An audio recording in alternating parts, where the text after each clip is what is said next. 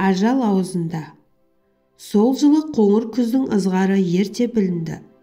Қарашада түскен тоқымдай қар төңтеріс жатып алған. Мұның өзі мал баққан елге алдағы қыстың қаһарын ерте сезіндірген дейтін. Жеңіл арбаны жүрдек сүйреген күрең ат бусана тершіген. Жер аяғы алыс, содан да болар. Жолаушы көлікті аса қинамай, бірде сау аяңға салса, енді бірде бұлаң құйрық бүлкілге басып өндіре жүрді. Осы жолмен Нұғман талай өтті. Анау жылдары ел аман, жұрт тынышта өзенді өлі отырған ауылдың қарасы қалың болатын. Кеңес келіп елді ұжымға кіргізді. Мойын серік қылды. Енді бәрін қойшы, ашаршылықтың аранына салды. Құдай біледі, оларға да бір зауал болар. Бәрінен де мына Әлнияздың әке-шешесін айтсаңшы. Ертерек қамданып, өндіріске ілігіп, осының бәрінен аман қалды. Иә, аман қалды демесең, олардың да шекесі қызығаны шамалау. Құдай бетін аулақ қылсын. Туған әке-шешесі мен шиеттей бала-шағасын тастай қашқаны. Ой, жалған-ай десейші, не деген ит өмірге тап болдық деп, жанынан түңілердей жабырқап келеді Нұғман. Жолаушы қызыл шоқыға ел орынға отыра жетерміз деп іштей межелеген, содан да жол кеспеген. Ымырт үйіріле шығыстан өткір жел тұрды. Аспанның жүзін жабағы бұлт бүркеп, артынша қар ұшқындады. Үрдіс жүрістен бусана тершіп алған күрең ат сау аяңдап заулап келеді. Арбаның арт жағындағы қуысқа тығылып бүркеніп алған Әлнияз ұйқылы ояу. Ауылдан шыққалы жақ ашқан жоқ. Нұғман зәуеде бір баланың бар жоғын білмекке Әлнияз барсың ба деп қояды. Ондайда бала қозғалақтағаны болмаса, дауыс та шығара бермейді. Жолаушы соғанда ырза. Кенет күрең ат қамыс құлағын қайшылап, пысқырынып, кілт тоқтай қалғаны. Нұғман шу-шу деп делбені қағып-қағып жіберген. Бірақ та жүретін емес. Япырмай, бұған не болды деді ол арбадан түсіп жатып. Қамыттың тамақбауы шешіліп кеткен болар сірә деп ойлаған. Бірақ қамыт та доға да сол қалпында екен. Сол мезет ол күрең аттың тура қарсы алдында қарауытып тұрған әлденені көріп тосылып қалды. Өз көзіне өзі сенер емес. Көріп тұрғаны бала. Құдай-ау, кәдімгі 2-3 жасар зәредей сәби. Шоқиған қалпы жолдың үстінде қозғалмай отыр. О, жабар ием, деді ол, аузына басқа сөз түспей.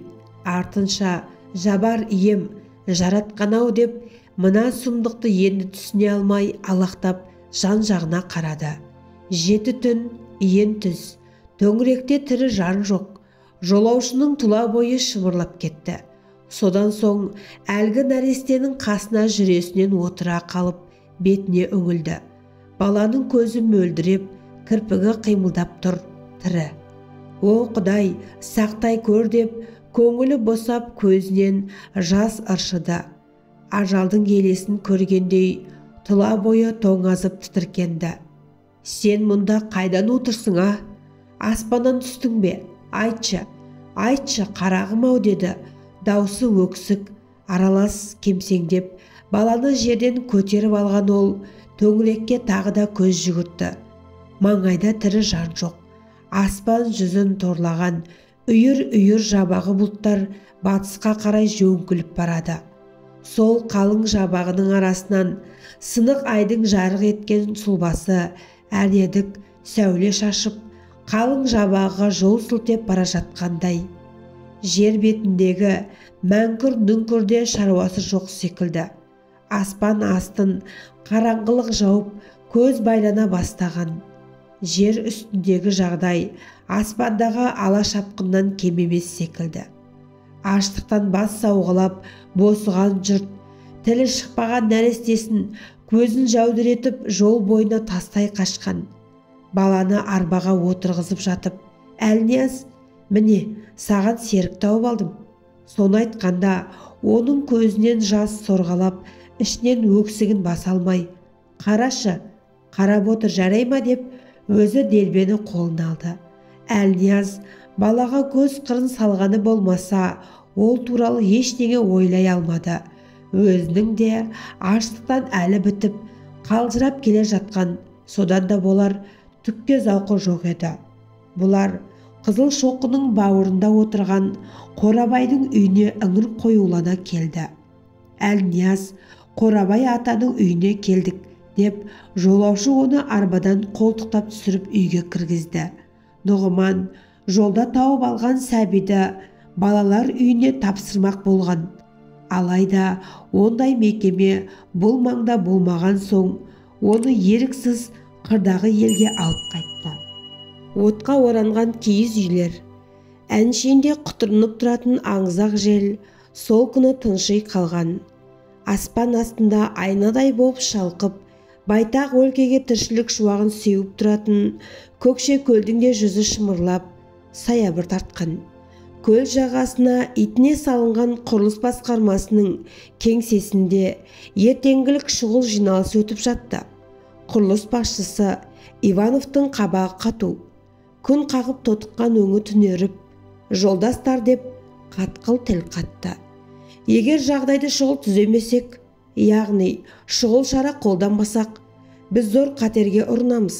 Зауыт салып, атағымыз аспандайды деп жүргенде, қайдағы бір жұқпалы індеттің ошағына айналып, масқараға кезікпейік. Отырғандар әңгіме ауанын түсіне алмай, ашып сұрауға дәттері жетпей, бастықтың жүзіне жасқана көз тастап, сұраулы кейіпте қалған. Іштерінде партком хатшысы да отырған. Ол да төменшектеп, тілін тістегендей үнсіз. Осы үнсіздікті Ивановтың өзі бұзып, әңгіме мына киіз үйлер туралы. Түсінесіздер ме? Өздеріңіз сол киіз үйлердің маңына барыңдаршы. Қараңдаршы, ешқандай тазалық жоқ. Барып тұрған антисанитарлық жағдай. Бұлай жалғаса берсе, білмеймін не болатынын. Білетінім, ерте ме, кеш пе, жұқпалы аурудың бұрқ ете түсетіні анық. Біз зауыт саламыз ба, әлде санитарлық жұмыспен шұғылданамыз ба? Ойланыңдаршы. Жоқ, жолдастар, мұны бір жақты етпейінше сіздермен бізге маза болмайды. Жолдастар, біздің алдымызда партияның қойған аса жауапты міндеттері тұр. Біз Сталин жолдасқа жылдық қуатты 175 000 тонна мыс өндіретін алып зауыттың құрылысын бітіруді міндеттедік. Бұл партия талабы, өмірлік маңызы зор мәселе. Мұндай ғаламат жоспармен шұғылданып, күн демей, түн демей арпалысып жұмыс істеп жатқанда, қайдағы бір киіз үйлердегі санитарлық тазалыққа уақыт алдырсақ, онымен қоймай, одан жұқпалы ауру шықса, ешкім біздің басымыздан сипамайды. Жұмыс өте қауырт жағдайда жүріп жатыр. Мұны сіздер түсінеді деген ойдамын, деді ол, отырғандарға жағалай шола көз тастап. Құрылыс материалдары жетіспейді. Мамандар тапшы. Темір жол байланысынан шалғайдағы шөл далада жаңа заманның зауытын салу. Адам айтқысыз ауыр жағдайда жүріп жатыр. Жолдастар, біз ең бірінші партияның алға қойған міндеттерін орындаймыз. Бұл жолда бізге ештеңе кедергі болмайды. Құрылысқа кедергі болған кез келген құбылысты жоюға тиіспіз. Сіздерге түсінікті ме? Біз қашанда партияның басшылығына сүйенеміз. Сондықтан да партия ұйымының хатшысы Жолдас Мадалиев жиналысымызға қатысып отыр деп, екпінін сәл бәсеңдетіп, сөзін қайта жалғаған ол. Қазір біз жұмыскерлер үшін бірнеше барақ салып жатырмыз. Оның алғашқыларының құрылысы бітуге жақын. Бұдан былай біздің тұрғындарға мұншама қаптаған киіз үйлердің қажеті қанша? Әрине, қажеті жоқ. Біз жергілікті халықты мәдениетке үйретуіміз керек. Болашақта бұл жерде қала болуға тиіс. Тіпті қала болмаған күннің өзінде қала тектес поселке болады. Ол анық. Біз халыққа не керектің бәрін саламыз. мектеп, аурухана, тағы басқа әлеуметтік нысандар міндетті түрде болады. Сондықтан мына қаптаған киіз үйлерден құтылуымыз керек. Тез арада. Антисанитария тура осыдан туындап тұр. Кімде қандай ұсыныс бар деп қауіп пен қатерді төндіре сөйлеген құрылыс бастығы орнынан тұрып терезеге таман жақындады. Тықыршып жанығып тұрғандай. Кабинет ішінде құлаққа ұрған танадай ауыр үнсіздік. Сол күні Көкше көлдің айдыны бір түрлі тұнжырап, қазақтың қасірет тұнған жанарындай мөлтілдеп, көк аспанға телміріп жатты. Шаңқылдап жүрген шағала да сап тыйылған. Көкше көл ала бөтен тұнжыр, тұңғиық көрінеді. Иванов көлдің көкжиекке дейін көсілген келбетінен не ұққанын қайдам. Әйтеуір қыркүйектің соңы болып қалғанын сезді. Директор бері бұрылған бетте сонымен киіз үйлерді не істеуге болады деп үзілген әңгімеге қайта жан берді. Кімде қандай ұсыныс бар? Жолдастар, белсендірек айтыңыздар деді. Сүмірейіп отырғандарға қабағының астынан тағы да сүзе қарап. Ешкім ештеңе айта қоймаған. Меніңше, жағадағы киіз үйлерді түгел өртеу керек. Адамдарды салынып біткен барақтарға орналастырамыз. Ешкім орынсыз қалмайды. Біз адамдарға қауіп туғызатын жұқпалы індеттің таралу ошағын осылайша жоямыз. Тағы да қайталап айтамын, ешкім орынсыз қалмайды деді. Осыны айтқан ол орнына қайта отырып, жолдастар, осындай шешім қабылдаймыз. Келісесіздер ғой, деді. Өзі ұсынып, өзі талдап, енді тұсауын да өзі кесіп болған соң. Жиналғандардың көпшілігі әрі-сәрі күйде қалған. Салынып біткен барақ бір-екеу. Киіз үйлердің саны 1000-ға жуық. Оның әрқайсысында 3-тен, тіпті 4-5-тен адам тұрады. Бұл өзі қалай болар екен деп, іштегі пікірін айта алмай, тілін тістеген жартыкеш жандар көмілжіп сыртқа беттеді. Жиналыстан соң құрылыс бастығы милиция мен партия ұйымының хатшысын жеке алып қалып, қаралған мәселені тағы пысықтады. Әйтсек қайтеді, бүйтсек қайтеді деген сөз жоқ. Бірден арнайы қаулы қаталып, қарар байланды. Шешімді сөзге жол ашылып, киіз үйлерді өртеу жөнінде нұсқау берілді. Шешімдері де, екпіндері де сұрапыл тасқын су секілді. Біреу зардап шегеді, біреу майып болады деген түсінік жоқ еді. Келесі күні күн көтеріле киіз үй тұрғындары үй-үйдің арасынан жамырата айтып жүрген суыт хабарды естіп, «Ау, жолдастар, шұғыл хабарға құлақ тұрыңдар, тыңдаңдар. Осы қазірден бастап бір-бір көрпе жастықтарың мен керек-жарақ ыдыс-аяқтарыңды алып, киіз үйлеріңді босатыңдар. Құрылыс бастығының бұйрығы солай». Саңқылдаған тосын хабарға шошына қарағандар, «Ойбай-ау, енді қайда барамыз? Үйімізді тартып ала ма? Мұнысы несі мына орыстың? Өзі жайлы үйде тұрған соң елді қайтеді? Оның алаңдары жоқ. Біздің жағдайымызды не қылсын» деп шуласқан ел дуылдап кетті. «Мына иттің баласы елді қыра ма?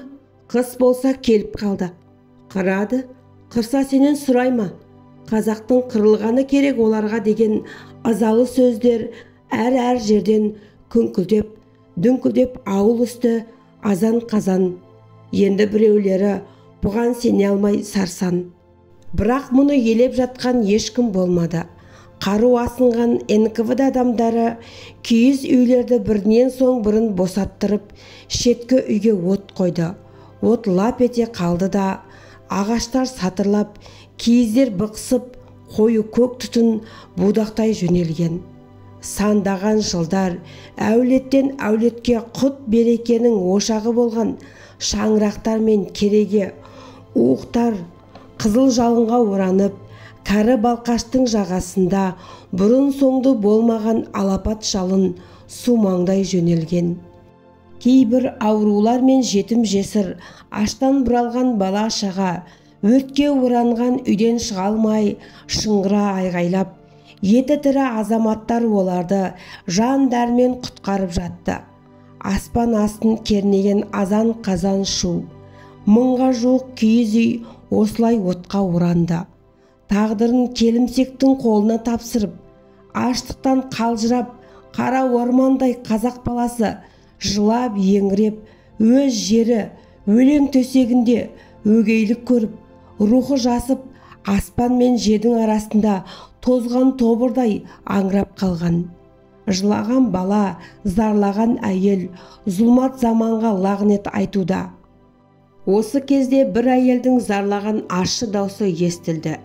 Әлгінің айтқан сөзі құлағыңды қарып, сай сүйегіңді сырқыратқандай. Кейуана өкіметте емес, Құдайды қарғап жатыр. Әй шұнақ Құдай-ай, бізге не көрсетпедің? Аштан қырдың, шаңырағымызды өртеп, үмітімізді қидың. Енді неміз қалды, Құдай-ау, не жаздық деп айтып зарлағанда жүрегің шымырлайды. Құрылыста жұмыс істеп жүргендер орын аламыз деп жан таласа бараққа жүгірді. Өтай, Зият, Қапас, Темір, Жұмаділ, Қорабай секілді көптеген жұмысшы барақтан орын тепкендей болды. Бірақ тақтайдан жасалған бір нарға бірнеше адам иелік етіп, бірін-бірі итеріп кептелісті де қалды. Алғашқыда шулап өре тұрған адамдар көз байлана тынышталғандай болған. Далада қалғандар да аз еместі. Келесі күні қолының қаруы барлар жағаға жақын жерден жеркепе қазып, уақытша болса да баспана жасауға кіріскен. Қыр астында қыс, баспанасыз адамдар жан дәрмен жеркепе қазуда. Қияндаған екпінді құрылыс тоқтаусыз жүруде. Әлемде теңдесі жоқ алып комбинат салуға бет бұрған кеңестік Қызыл империя адам тағдырын талақ етіп, коммунизм елесін қуып маңып барады. Алда айыр тілін сумаңдатқан 37-ші жылдың тағы бір зұлматы жыландай жорғалап жақындап қалған. Прадар. Оны ел жұрт Прадар атап кеткен. Қария бүгінде күндегідей ерте тұрып, бәйбішесі құйған бірер шынаяқ шайын асықпай ішкен соң, қолына күрегін алып, түбекті жағалап кетіп бара жатты. Иығы еңкіш тартып, бір кездегі сырықтай тұлғасы шөп қалған. Прадардың қайда бет алып, не істейтінімен бұлайғы жұрттың шаруасы жоқ. Көлді жиектеп, майда құмды кешіп келеді. Сусыған құмды басқан сайын табаны кері сырғып, екі иығы алға ентелей түсуде. Бұрынғыдай емес, бұл өлкедегі елдің де жігі селдіреп қалған. Баяғы көл жағасын жайлаған қадау-қадау малды ауылдың түтіні сап тыйылып, төңіректе өріп жүретін төрт түліктің де қарасы өшкен. Кедей біткенді жарылқаймыз деп қазақ даласына ысқыра келген бәлшібіктер өкіметі сол кедейдің өзін баудай түсірді. Прадар түбектің көлге сұғынған мүйісіне ене түсіп, толқыны бұйраланып жатқан су бетіне көз тастап, ақырын алға басуда. Ілгері жүрген сайын әр бұтаның түбіне, қамыстың іргесіне сұқтана қарап, әлденені іздеп жүрген тәрізді. Ондайда көзін шүйіріп бір ноқатқа тесіле қалады. Іздегені ол емес екен білген сәтте қайтадан еңкеңдеп ілгері кетеді.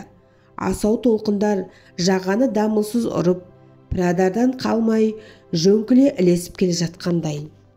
Кенет қарияның көзі көлді сағалай өскен шоқ қамыстың шетінен әлдененің ағыраңдаған сұлбасын байқап қалды.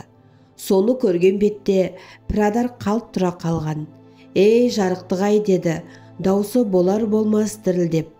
Әлгі ағыраңдаған зат шақырайған күн сәулесіне шағылысып, жарық шығарып тұрғандай көзге де, көңілге де жылдам әрі суық әсер қалдырған. Прадар назарын аударған ақшағыл затқа жақын келіп, тізесін бүкті. Соң ішінен қысқа дұға оқыды. домаланып төбесі көрініп жатқан адамның бас сүйегі екенін пірадар көрген бетте-ақ білген. Қазіргі сәтте де ол сүйекті алуға асыққан жоқ. Әуелі Құран оқыды, сонан кейін сүйекті айналдыра құмнан жайлап арши бастады. Еппен қимылдап, сүйекті құмнан шым-шымдап тазартып алды. Бас сүйектің құмға батқан жағы қоңырқай тартып, қошқылданып көрінді.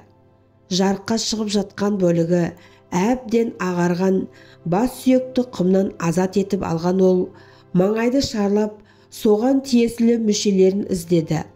Қалған сүйектерін түгелдемек. Құдай жарылқап, көп іздеген жоқ. Марқұмның бас қаңқалары бас сүйектен алыс ажырамаған екен. Су шайып, шашылып қалған қаңқаларды түгел тауып, жинастырған пірадар жағадан аулақтау барып, тереңдетіп көр қазды. Марқұмның жүзін құбылаға бұрып, сүйегін жер қойнына бермек.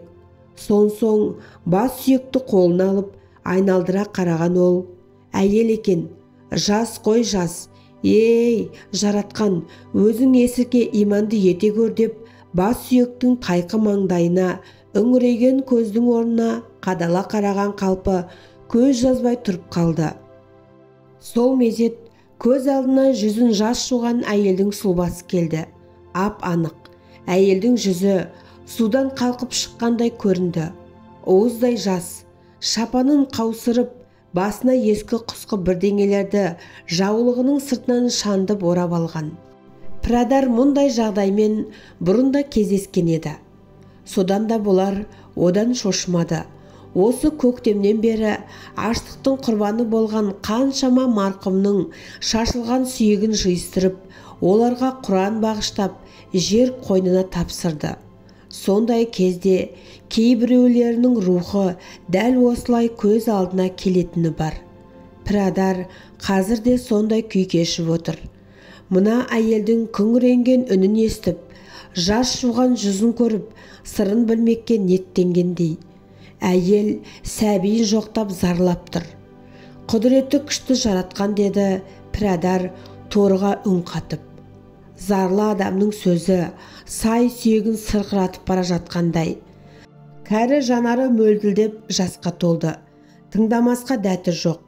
Көз алдына қоңыр күздің қар ұшқындаған суық сұрқай кеші келді. Аштықтан бос бара жатқан бір топ адам күздің қара суығына қырындай жүріп, бүкшеңдеп, енді бірі ентелеп алға ұмтылған. Шұбаған жұрттың ішінде бала көтерген жас әйел бар. Алға озып кеткен адамдар оған «Шамақай, қалма, ілесіп отыр» деп дауыстарын шығара айғайлады. Әйел қанша тырысса да бала көтерген қолдары қарысып, белі талып, көпшіліктен алыстап қала берді.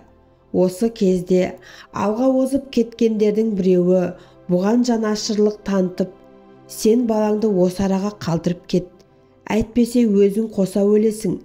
Баланы періштесі қағады, біреу болмаса біреу тауып алар» деп үгіттеп көрген. Әйел оған «Есің түзуме» дегендей оқты көзбен ата қараған. Тілін алмаған соң әлгі адам да алға озып кеткенді. Шамақай баласын тастап кете алмай көп қиналды. Тастаса болды, көз жасын көлдетіп, ботасын алдырған бөзінгендей аңырап кері жүгіреді. Өңменінен өткен қарашаның суығы аш адамның хал қуатын сәт сайын кемітіп, өлімге itергендей. Ақыры әлі құрыған әйел баланың бетін ыққа қаратып жол ортасына отырғызып кете барды. Талай жер жүріп, дөң асып кеткеннен соң есін жинаған ол өзінің не істеп не қойғанын енді парықтағандай. «Балам, балам қайда, балам?» деп артқа қарай аңыраған қалпы тұтып ала жөнелген. Жығылып сүрініп баласын қалдырып кеткен жерге келсе, бала жоқ. Қырбақ қардың үстінде әлгінде ғана өткен ат арбаның ізі жатыр. Шамасы баланы солар алып кеткен болу керек. Бишара ана жылай-жылай манағы ауылдастарының соңынан қайтадан ерді. Бұл уақытта ымырт қараңғыланып, ызғарлы өкпек жел күшейіп келе жатты. Аспан жүзін торлаған үйір-үйір жабағы бұлттар батысқа қарай жөңкіле көшкен. Сол қалың нөпірдің арасынан сынық айдың жарқ еткен сұлбасы әредік сәуле шашып, қалың жабағыға жол сілтеп бара жатқандай. Шамақай баласын әлгі арбалы адам тауып алған болар. Балалар үйіне берер, әйтеуір өлтірмес деп іштей соған иланған. Бірақ өзегі өртеніп, алға басқан аяғы кері кетіп, енді жүре алсайшы. Жан ұшырып, ауылдастарын қуып жетуге асықты. Қанша қатты жүрейін десе де, аяғы шалынып, әлгілерге жете алмады. Бұлт арасынан сығалаған сынық айдың нобайы ілкіде бір көзге шалынып, әйелге жол сілтеп келеді. Ол болса жабағы бұлтпен жарысып, әредік көзге шалынған күміс айды маңдайға алып шалынып, шалдығып алға ұмтылады. Балам, балам деп іштей күбірлеп, тоңғанын да, шаршағанын да сезер емес. Қанша жүргені белгісіз. Бір кезде сүлдерін сүйретіп, қалың шилеуіттің арасына келіп жетті. Енді алға жүруге дәрмен таусылып, үлкен шидің иығына құлай кеткен. Сәлден соң шапанының етегін қаусырып, жаулығын түзеп байлаған ол, иығына асқан дорбасынан балаға керек болар деп ауылдан ала шыққан әлде бір шоқпытты алып, онымен аяғына орады. Тағы біреуін жаулығының сыртынан шандыған болды. Сонымен қалжыраған әйел бүріскен қалпы үлкен шидің түбіне қисая берді. Ызғыған күннің суығы бірте-бірте күшейіп, қар ұшқындап, таң алдында жел құтырына соғып, ойпаңдағы қалың шидің басын дамылсыз жұлқылады. Теңіз беттен арпылдаған толқындардың ауыр ыңырсыған дыбысы келеді. Ертеректе көл жағасындағы осы қалың шилеуітте малшылар күзеуде отыратын. Төрт түлігі төскейге симай жататын базарлы өлке құлазып тұр. Төңірек жылан жалағандай иен түз, иесіз өлкеге айналып сансырап қалған. Сан ғасыр адам аяғы мен мал тұяғынан арылмаған сақидала өкірген желге қосылып өлім күйін шертіп тұрғандай. Ей шырағым, тұрмайсың ба? Бұның не жатыс деп әлде біреу иығынан жұлқылаған кезде қалың ұйқыда жатқан әйел көзін әзер ашты. Алайып жан жағына қараған болды, бірақ ешкім жоқ еді. Әуелгіде ол өзінің қайда жатқанын түсіне алмады. Не тоңып жатқаны, не өліп жатқаны белгісіз. Осылайша ол тағы бір қауым бас көтермей бүрісіп жатты. Есіне ештеңе оралар емес. Әл дәрмен, хал қуатының бәрі солып талықсыған. Тек кірпігі ғана қимылдайды. Бір мезет баданадай қой көздері алайып, маңайына үрейлене қараған ол, балапаным-ау, қайдасың деп жан жағына сипалап, орнынан ұшып тұрмақ болған. Бірақ тұра алмады. Тұла бойы сүресіп қатып қалған секілді. Суықтан құрысқан аяқтарын сейрейіп қалған қолдарымен ұрғылап қозғалуға тырысқан. Қанша тырбанса да сірескен денесі илікпеді. Көзі жұмылып тағы да қалғып кеткен әйел балам, балапаным деп сандырақтап жатты. Мезгіл түске тырмысқан кез, жел басылып, күннің қызуы шеке қыздырарлық болған. Үлкен шидің күнгей жағында жатқан әйелдің денесі күн сәулесімен жылынып, бойына қан жүгіргендей. Ол тағы да селк етіп көзін ашты. Бұл жолы баласының даусынан оянған. Кішкентай ұлы жылаған секілді. Оны естісімен орнынан жұлқына тұрамын деп екпеттей құлады. Балам-ау, жарығым-ау деп даусы құмығып, жан жағына мойнын созған болды. Бірақ тырс еткенде дыбыс жоқ. Сонда ғана оның есіне кешегі азапты күннің ауыр елесі жылт еткендей болды. Әйтсе де өзінің қайда келгенін түсіне алмай, аяғы тәлтіректеп, орнынан сиыр құйымшақтап зорға көтерілді. Сол мезет құлағына күрпілдеп шолпылдаған дыбыс келді. Соны естіген ол елдің іргесіне, адамдар бар жерге жеткен екен ғой, ой жаратқан деп жан жағына көз жүгіртті. өзі жатқан ойпаңнан шығып еңіске көтерілгенде жайылып жатқан үлкен суды көрді. Әуелгіде мұншалықты дарияны көрмеген басы бұл не нәрсе екен, көл деген осы ма деп ойлаған. Әлгіндегі ел бар екен деп емексіп үміт қылған көңілі қайтадан құлазыды. Көлге жетсек, балық жесек те тірі қалармыз деуші еді ауылдастары. Соны ойлауы мұң екен. Аяғын сүйреп басып көл жағасына қарай жүгірмек болды. Бірақ шамасы жоқ. Алақанын алға созған қалпы қиыршық құмды уыстап екпетінен құлады. Жағадағы құмайттың бетіне тоң түскенімен асты сусыған жұмсақ екен. Басын алға көтергенде жағаға асқан ақ толқын лықсып жиектегі майда құмды сипап кері тербеліп жатты. Осы сәтте аштық жеңіп есінен адасқан әйелдің көзіне балық елестеді. Апырай, мұнша көп болар ма? Иісі қандай ғажап. Осыны ойлаған ол қолына іліккен балықты аузына асығы сала бастаған. Өзі керемет дәмді екен, өмірі балық жемеген едім. Су тати ма өзі дейді. Қиыршық майда құмды аузына салып жатып. Жоқ дейді бір елес. Ащы ма? Жоқ, балықтың дәмі ғой деп аузына түскен құм кесектерін толғап, есеңгіреген ойы бұлдырап, жұтқыншағы түйілген қалпы, бойы сәл ұзарып барып, қиыршық құмның үстінде қимылсыз қалды. Әйел сол орнынан қайта тұра алмады. Көңілі толып, әлде бір жұмсақ төсекте жатқан секілді. Құшағында сәбиі бар. Өткен жылы қызылдар тұтқындап әкеткен азаматы босап келген екен. Оған ұлымызды жоғалтқан жоқпын. Міне, екеуміз сені тосып отырмыз дейді. Осылай сандырақтап жатып ол мәңгілікке көз жұмды. Бейтаныс әйелдің қайғылы тағдырын көз алдынан өткізген пірадар марқұмның бас сүйегін екі қолымен ыждағаттана ұстап, Аллаху әкбар, Аллаху әкбар, Аллаху әкбар деп даусын соза айтып, бас сүйектің жүзін қыбылаға қаратып, қабірге жайғастырды. Марқұмның сүйегін жер қойнына берген пірадар оған ұзақ-ұзақ Құран бағыштап, Ясин сүресін оқыды. Жаратқаннан жәрдем тілеп, бейкүнә құлыңды иманды ете көр деп орнынан көтерілді. Миллиондаған адамның жанын жалмаған аштықтың қара дауылды соғып өткеніне де жылдан асты. Сөйтсе де сол бір жан шошырлық зұлматтың ызғары әлі де кете қоймаған.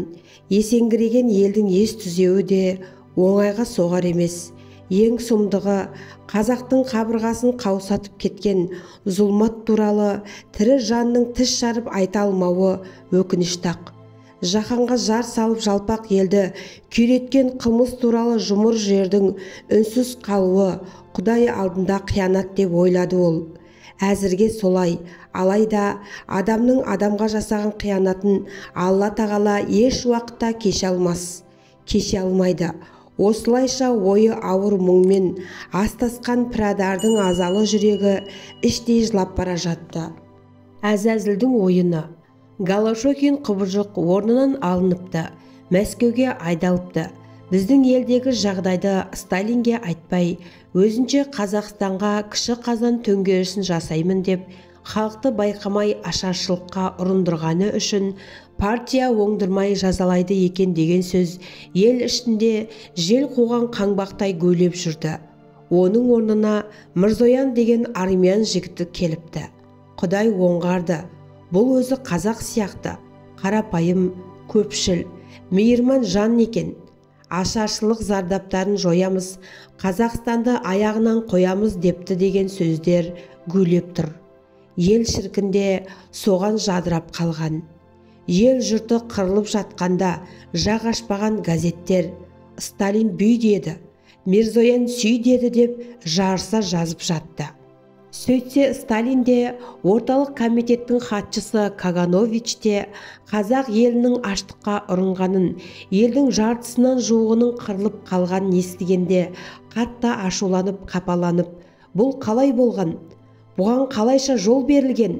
Орталық комитет бұл туралы неге газеттерден білуге тиіс? Бұл кімге тиімді болды деп терісіне сыймай ашуланса керек. алып елдің ақылды басшылары, әсіресе орталық комитеттің сол кездегі хатшысы Каганович сұмдық хабарды алғаш естігенде орнында отыра алмай, көзі қанталап, бойын ашу ма, өкініш пе, белгісіз әсер билеп, жақ еті бүлкілдеп, үстелді тоқпақтап, бұған кім жол берген, не масқара деп, тірідей табаға түскен шортандай шоршыды. Сталин жолдасқа қалай хабарлаймын мұны? Мынау деген барып тұрған халық жауының ісі ғой деп, бұлқан-талқан болып ашуға ерік берген. Жоқ, бұл деген тексеріледі, жауапты адам ату жазасына кесіледі деп, өзімен өзі бірнеше минуттар бойы сабыр таппай ашу қысып, арса күрсе күйге түсті. Соң сәл сабасына келген ол: сіз ертең сағат 8-де келіңіз, оған дейін біз ойластырамыз деп Мырзоянды қайтарып жіберді. Сол сәтте есіне тағы бір жосын оқиға сақ ете қалғаны. Бірде Көсем бұған солтүстік Кавказдан шұғыл түрде астық жинауды тапсырды. Орталық комитеттің хатшысы әрі ауыл шаруашылығы бөлімінің басшысы Лазар Каганович бұған жан сала кірісіп, бірден шаруалардың қамбасын қотарып, қолындағысын тартып алуға көшті. Қарсыласқан, наразы болған бірнеше мыңдаған адам темір тордың артына тоғытылды. Сол жолы ол кейбір елді мекендерді түбірімен жойып жібергені көз алдынан көлбең ете қалды. Қазақстандағы жағдай одан асып түспесе кем емес екенін сезген сайын алақанын ысқылап, қыбы қанып безері өршіп, кең кабинеттің ішін ерсілі-қарсылы кезіп, алдағы жасайтын әрекеттерін ойластырды. Сөйткенше ішкі байланыстың үлкен қара телефоны шоқ басқандай шыр-пыр ете қалды. Телефон құлағын қолына алғанда ар жақтан өзіне таныс шойындай ауыр дауыс естілді. Жолдас Каганович, сіз Мырзоян жолдастың өтініші туралы не ойлайсыз? Соны маған шұғыл баяндаңыз. Соңынша әдеттегідей телефондағы дауыс тез үзіліп, арты шиқ-шиқ дыбысқа ұласқан. Каганович дереу әлгіндегі ойын тағы да пысықтап алды. Жаны қысылғанда әккіленіп кететін әдетіне басып, жақ еті бұлтылдап, Көсемнің қабылдауына бара жатты. Лазар Мойсеевич Каганович Украинаның Хобне деген елді мекенінде көп балалы еврей отбасында дүниеге келген. 14 жасынан бастап етікші ремелсінде оқып, аяқ киім фабрикасында етікші болып еңбек еткен. Бүгінде Көсемнің сеніміне қапысыз енген қан құйлы адамның бірі осы болатын. Ол тіпті туған інісі Михаил Каганович өлім жазасына кесілгенде Сталин оны шақырып алып: жолдас Каганович, Михаил Каганович, сіздің туған ініңіз ғой, бұл қалай болған іс? Партия мұндайды кешпейді деп суық қарады. Жолдас Сталин, оның туған інім екені рас, бірақ мен өзімнің барлық туған туыстарымнан және інім Михаилдан, әке-шешемнен бас тартамын. Себебі мен партияның жауынгерімін. Мен үшін халықтар көсемі жолдас Сталиннің саясаты мен оның мақсат мүддесі қымбат деп тебіреніп еміне сөйлеген. Осылайша ол Көсемнің сеніміне мүлтіксіз денген мұнафиқтың бірі еді. Каганович Сталиннің кабинетіне кіргенде бөлме ішін ауыр үнсіздік басып тұрды. Көсемнің өзі сәл еңкейген қалпы қорқорын тартып тұңғиық ойда отырған. Мұның кірген сезсе де селт етпеді. Тек сәлден соң ғана бұған жүзін бұрып: жолдас Каганович, Қазақстандағы жағдай сізбен біз ойлағаннан асып түскен секілді. Жағдайды тез оңалту үшін сіздің қандай ұсынысыңыз бар деді. Әр сөзін салмақтап, мәнерлеп сөйлеген ол. Есіктен кірген бетте төрге озбай состиып қалған Каганович Көсемге әккі төбеттер секілді жалт қарап бұйрық тосқан. Соны аңғарған Көсем: сіз отырыңыз, біздің қолымыздағы айғақтар қаншалықты сенуге болады? Екіншіден, шет ел асып кеткен қазақтар туралы не ойлайсыз, жолдас Каганович? Менің пайымдауымша, мұның бәрі шындыққа жақын. Енді мұны одан әрі ушықтырғаннан гөрі, өзіңіз айтқандай жағдайды тез арада түзету арқылы осының өзін партияның, яғни сіздің беделіңізге жағымды әсер қалыптастыруға пайдаланғанымыз тиімді секілді. Ал шетел асып кеткендер туралы үндемесе қайтеді? Қорқорынан көк түтінді бұрқ-бұрқ лақтырып, кең кабинетті кешіп жүрген Көсем мына сөзді естігенде қалт тоқтай қалды. Күткені сол сөз секілді. Соны әбжіл түсінген Каганович басын игендей қимыл танытып, орнынан көтеріле берген. Көсем оған қолын сілтеп, отыра беріңіз деп ишара жасады. Өзі қырынан тұрса да, мұның қимылын қалт жібермей бағып тұрғандай. Мен де солай ойлаймын. Қазақстанға көмекті аямай көрсету керек. Қалай дегенмен, қазақтар ежелден асау халық еді. Олар иен далада ат үстінде жүріп, еркін өскен түз тағы болатын. Олар Шыңғыс ханның ұрпағы, қылышын суырды дегенше басыңмен қоштасып үлгермейсің деген сөз бар ғой. Біз осы асау тағы халықты жуасыттық. Ал ана шетел асып кеткендер туралы ойыңыз дұрыс деді ол, мүштік ұстаған қолымен ауаны нұқып, насаттана сөйлеп. Білесіз бе, деді сосын саусағын шошайтып. Бір адам өлсе қайғы, ал көп адам қырылса статистика. Біздің бұл статистикамыз бұдан әрі олардың ұлттық санасына қалай әсер етеді деп ойлайсыз? Көсемнің бұл сұрағына Каганович бәлендей жауап қайыра алмай, қожайынның өзіне жаутаңдай қараған. Соны байқаған Сталин сөзін қайта жалғап. Жауап біреу-ақ. Олар енді аштыққа дейінгі асау мінезінен арылады. Солай емес пе, жолдас Каганович, әлде сіз басқаша ойлайсыз ба? Әлбетте, бөтен ойым жоқ. Сіз дұрыс айтып тұрсыз, жолдас Сталин. Жолдас Каганович, деді даусын көтере сөйлеген Сталин ойлы көзін қадап. Сіз ақылды адамсыз. Бәрін жан-жақты ойластыруыңыз қажет. Жуастуын жуастық. Енді оларды материалдық жағынан да, моральдық жағынан да қолдап, халықтың еңсесін көтеруге күш салып, менің пайымдауымша Қазақстанды аяғынан тұрғызу керек. Неғұрлым тездетіп, ашаршылық зардаптарын ұмыттырсақ, жолдас Каганович, соғұрлым жоспарымыздың өміршең болғаны. Сіз түсінесіз бе соны? Мұнда өте үлкен саяси, психологиялық маңызы бар.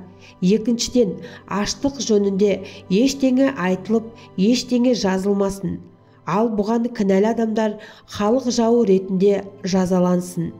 Жолдас Сталин, деді Каганович, ойын айтуға жасқанып, қожайынға мөлтеңдеп. Сұраңыз, қысылмаңыз, жолдас Каганович, деді. Мұның бетіне көзін шүйіріп, сұғын өңменінен өткізе қараған қалпа. Жолдас Сталин, артық болса кешірім өтінем. Ана Голошокинді не істейміз? Кімді айтасыз, жолдас Каганович?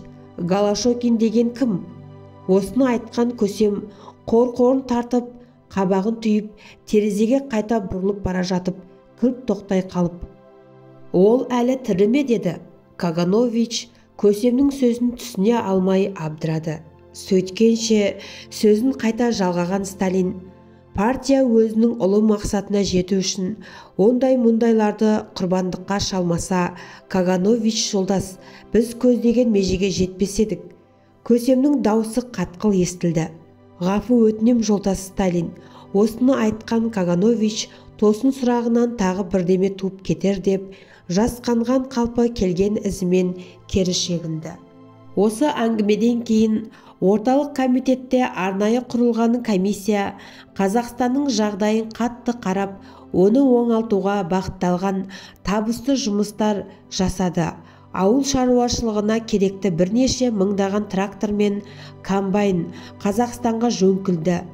Жаңа зауыттар мен фабрикалар салу, өнеркәсіпті дамыту, оқу орындарын ашу, тұрмысқа қажетті нысандар салу, соған не керектің бәрі табылды. Қазақстандағы қалыптасқан ашаршылық зардаптарын 1,5 жылдың ішінде жойып, елді аяғынан тұрғызу міндет осы. Бұл Сталин жолдастың тапсырмасы. Мәскеуден қайтарда Сталиннің қабылдауында болған Қазақстан өлкелік партия комитетінің хатшысы болып іске кіріскен Мырзоян Көсемнің Қазақстанға деген риясыз көмегіне бір жағынан ырза болып, енді бір жағынан соншалық жомарттыққа таң қалды, әрі қысылғаны да расты.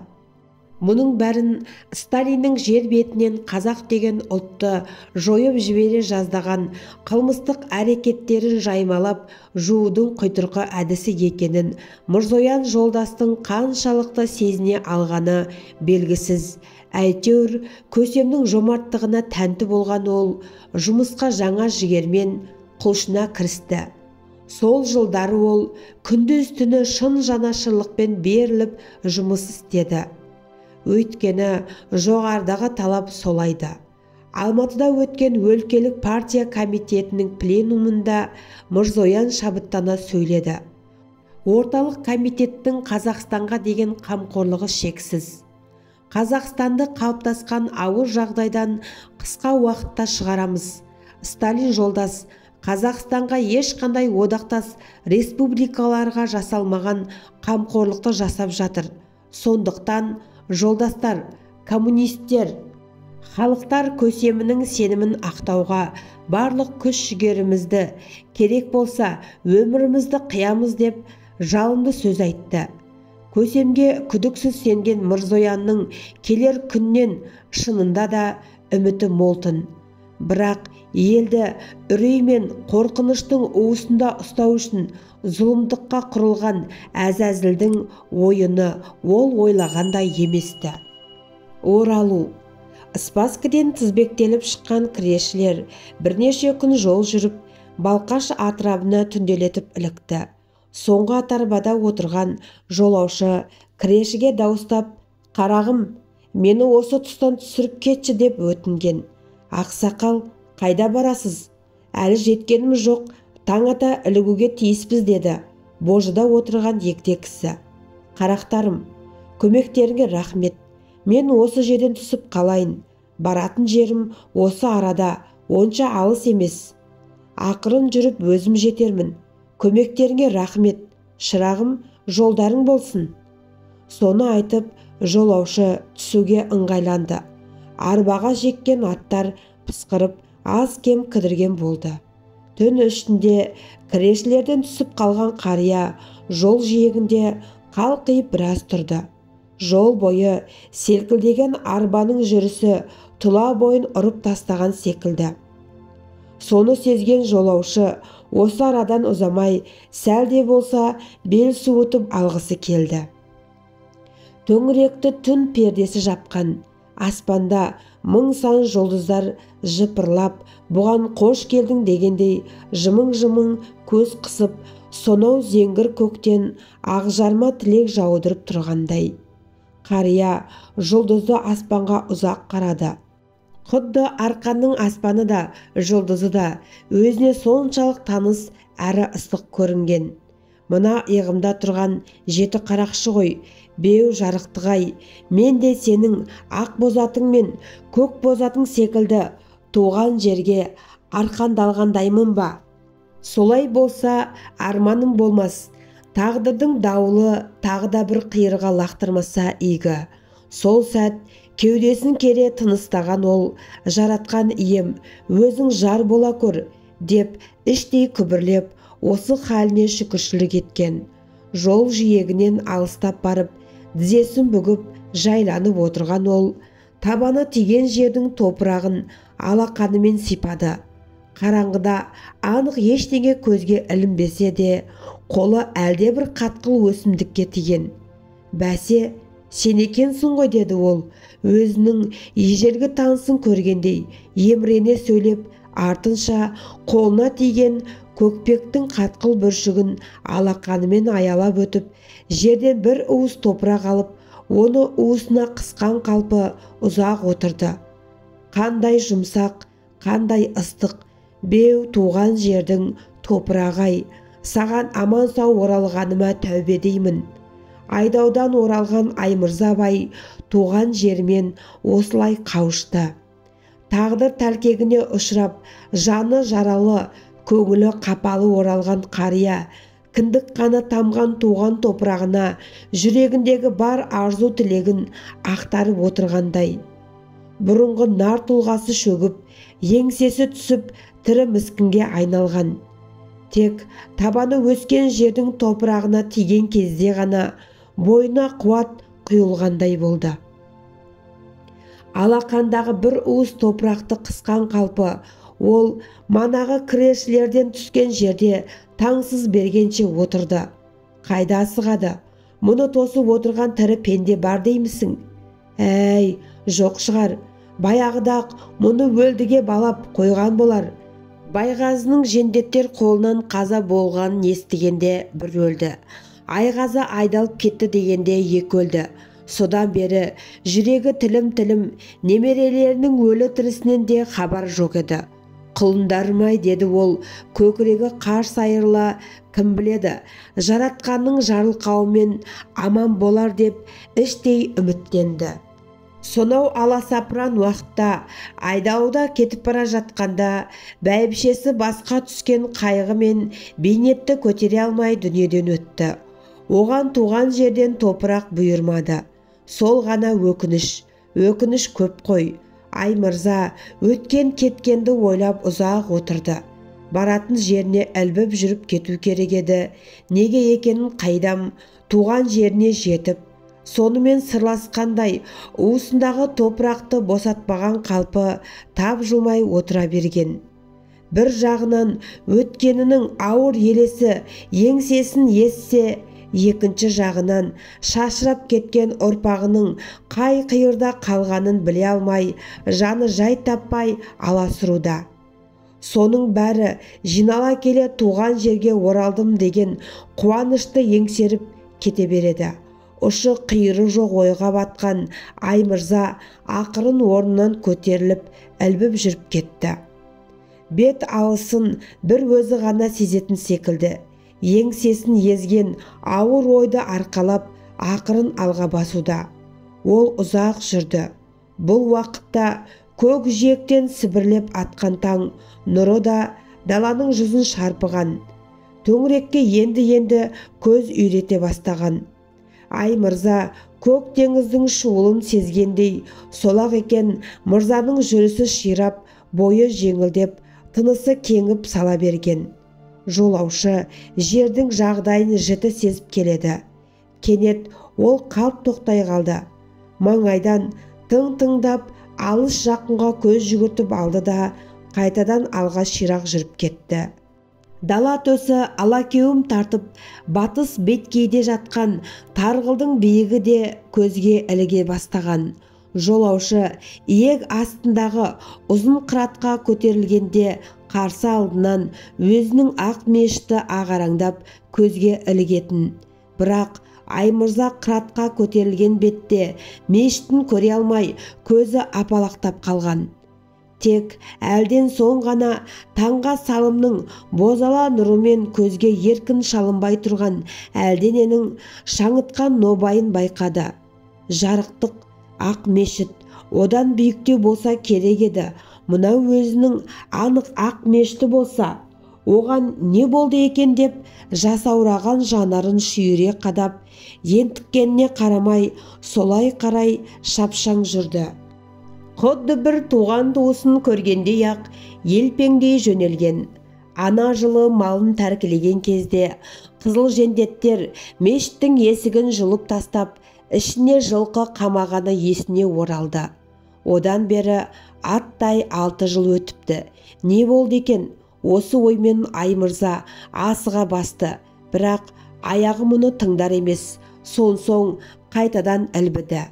Әйтеуір бір заматта шаршап шалдығып ақ мешітке де жетті. Төбесі опырылып ішіне құлағаны болмаса, ақ мешіт орнында тұр. Қабырғасы қаусап, есігі үңірейіп, қасиеті қашып, ойраны қашқан ғибадатханасымен Ай мырза жылап көріскендей. Босағаға сүйенген қалпы мерез мелшиіп ұзақ тұрды. Жүрегі сыздап, көкірегі ұлый жөнелгенді. Сол мезет пыр еткен дыбыстан селк ете қалды. Сөйтсе, мешіттің жоғарғы жағынан ұшып шыққан құс екен. Ай мырза, оның не құс екенін айыра алмады. Ұя салысына қарағанда қарлығаш болар деген. Не болса да ғибадатханасын иесіз қалдырмаған әлгі тіршілік иесіне риза болғандай. Ішінен дұғасын оқып, өрекпіген жүрегін зорға басқан ол, мешіттің жапырылып қалған табалдырығынан жүрексіне аттады. Бір бүйірі опырылып құлаған ғибадатханасын құлаған қыш пен малдың қиы төрден төмен шашылып төстеп алған екен. Ғибадатхананың құбыла жақ бетінде азан шақыратын орын бар еді. Мырза сол араға келіп аялдады. Аз кем ентігін басқан соң әлгі араны шашылған кесек пен тезектен тазартып сол жерге жүрелеп отырды. Сәлден соң ол қолына ұстап келген таяқтың ұшымен әлгі жерді түрткілеп қаза бастаған. Топырағы дымқыл, жұмсақ екен. Ай мырза таяқтың ұшымен шұқылап, қолымен топырағын аршып, әлгі араны қазып үңги берді. Сүт пісірімдей уақыт арпалысқан мырза ақыры жер астына тыққан әлденені тартқылап суырып алды. Сөйтсе, онысы кітап. Шынында да оның қолына алғаны діни кітаптар болатын. Жер астынан алған кітапты бейпаздап ұстап, ақырындап ішін ашып көрмек. Бірақ мырзаның үміті ақталмады. Талай жыл көмбеде жатқан кітап мүлде су тиіп, дымқылмен базданып шіріп кеткен. Беттерін ашуға келмей үгіле берді. Бәлкім басқасы сау шығар деген оймен кітаптың және бірнешеуін алып көрген. Бірақ бәрі бірдей көң сасып іріп өшіп кеткен екен. Сонсоң алған заттарын қайтадан орнына қойып, бетін жауып ойға батты. Ана жылы қызылдар діни кітаптарды көрсе ақиып кетеді, өртеп жібереді деген соң аздаған кітабын осы араға көміп тастаған. Баяғы мол байлықтан жасырғаны осы тын. Бұл да бұйырмай ақ мешіттің босағасында қалды. Ай мырза еңсесін жазып сыртқа шыққанда күн арқан бойы көтеріліпті. Ол таяғын беліне көлденең ұстаған қалпы көлге қарай қиыстай жүрді. Іштей ширығып, өз ойымен өзі арпалысқан Ай мырза қираған ғибадатханасына, тіпті қираған өміріне де өкпе артпақ емес. Ендігі бар үміті соңында тұяғы қалса соған тәубе етпек. Бар үміті сол, соған айтпақ еді, мені ақ мешітке жерлеңдер деп. Енді ол ойынан да айнып қалған. Әйтеуір туған жерден топырақ бұйырса, соған шүкіршілік қылмақ. Жолаушы ілбей басып жүріп келеді. Бұл төңіректе ешкімнің жоғына көзі жеткен ол шұбарға қарай шығандап бара жатты. Содан әрі қарай баяғы балағазының шантайынан тарайтын Бертіс-байдың түбегі бар еді ғой. Соны бетке алмақ. Кешегі кірешілердің айтысына қарағанда олардың бара жатқан поселкесі сол тұс. Дегенмен ел ішіне жеткеніне іштей масаттанып әрі толқып келеді. Бір сәт сопиып соқа басының қалғанын ойласақ, көңілі нілдей бұзылар еді. Артынша әлгі ойынан да дереу қайтып, олай демейін, Құдайдан үміт қылайын, ел жаным, ел ханым, Жұма ханым бар шығар, бұйыртса солармен қауышармын деп тез тәубесіне түсіп, Алладан медет сұрауда. Неше күннен бері нәр татпағаны бар. Оның үстіне тілі аузына симай, шөл қысқан жолаушы күн еңкейе шұбардың шетіне ілікті. Бірде көлге жақындап, енді бірде жағадан алыстап, шилеуітті жырасы мол жерлерді басып өтті. Жер екеш жердің өзі мұны танып біліп жатқан секілді ме? Қалай? Ақ мешіттен шұбарға дейін қол созым жер, соның өзі жеткізер емес. Жалғасы келесі бөлімде.